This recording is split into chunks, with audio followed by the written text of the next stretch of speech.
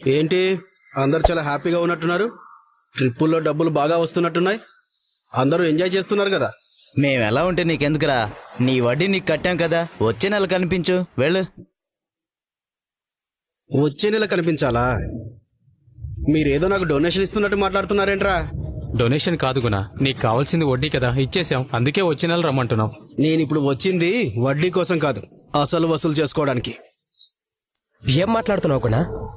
నీకు ప్రతి నెల వడ్డీ కడుతున్నాం కదా, సడన్ గా అసలేంటి? మీ దగ్గర వడ్డీ అడగడానికి వస్తే మనుషులు పెట్టి కొట్టిస్తున్నారు కదా. మీలాంటి వాళ్ళతో వ్యాపారం నేను చేయలేను. అందుకే అసలు వడ్డీ మొత్తం కలిపి నాకు ఇచ్చేయండి. అది కాదు గుణ, ఉన్న ఫలంగా వచ్చి అసలే ఇవ్వమంటే ఎవరు ఇవ్వలేరు. నేనేమి ఇప్పుడే ఇవ్వమనట్లేదు, ఒక్కరోజు టైం ఇస్తున్నాను.